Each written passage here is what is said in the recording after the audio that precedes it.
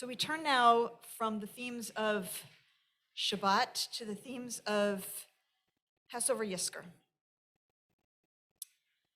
Maria Popova wrote, 200 million years ago, long before we walked the earth, it was a world of cold-blooded creatures and dull color, a kind of terrestrial sea of brown and green. They were plants, but their reproduction was a tenuous game of chance. They released their pollen into the wind, into the water, against the staggering improbability that it might reach another member of their species. But then, in the Cretaceous period, flowers appeared and carpeted the world with astonishing rapidity, because in some poetic sense, they invented love. Once there were flowers, there were fruit, that transcendent alchemy of sunlight into sugar. Once there were fruit, plants could enlist the help of animals in a kind of trade, sweetness for a lift to mate. Animals savored the sugars in the fruit, converted them into energy and proteins, and a new world of warm-blooded mammals came alive. Without flowers, there would be no us. No poetry, no science, no music. Popova continues, Darwin could not comprehend how flowers could emerge so suddenly and take over so completely. He called it an abominable mystery. But out of that mystery, a new world was born, governed by greater complexity and interdependence and animal desire, with the bloom as its emblem of seduction. Flowers, she said, in some poetic sense, invented love. Without flowers, there would be no us. On Passover, we read the Song of Songs, our people's great love story, and it compares love and beloveds to flowers. My beloved to me is a spray of henna blooms from the vineyards of En Gedi. Like a lily among the thorns, so is my darling among the maidens. My beloved spoke thus to me, arise, my darling, my fair one, come away, for now the winter is past, the rains are over and gone, the blossoms have appeared in the land, the vines in blossom give off fragrance. Arise, my darling, my fair one, come away. Let us go early to the vineyards, let us see if the vine has flowered, if its blossoms have opened, if the pomegranates are in bloom. There I will give my love to you. Once there were flowers, there were fruit, she said. The Song of Songs again. Like an apple tree among trees of the forest, so is my beloved among the youths. I delight to sit in his shade, and his fruit is sweet to my mouth. I went down to the nut grove to see the budding of the vale, to see if the vines had blossomed, if the pomegranates were in bloom. The mandrakes yield their fragrance. At our doors are all choice fruits. Both freshly picked and long stored have I kept, my beloved, for you. What Maria Popova is saying about the evolution of flowers and fruit is that they were the beginning of reciprocity.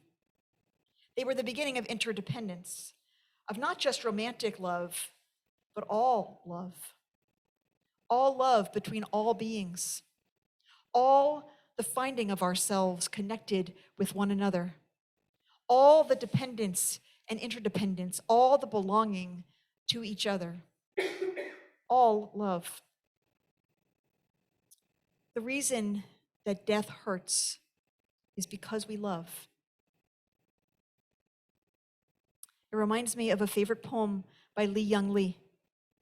From blossoms comes this brown paper bag of peaches we bought from the boy at the bend in the road where we turned toward signs-painted peaches. From laden boughs, from hands, from sweet fellowship in the bins comes nectar at the roadside. Succulent peaches we devour, dusty skin and all, comes the familiar dust of summer, dust we eat. Oh, to take what we love inside, to carry within us an orchard, to eat not only the skin but the shade, not only the sugar but the days, to hold the fruit in our hands, adore it, then bite into the round jubilance of peach. There are days we live as if death were nowhere in the background. From joy to joy to joy, from wing to wing, from blossom to impossible blossom, to sweet, impossible blossom.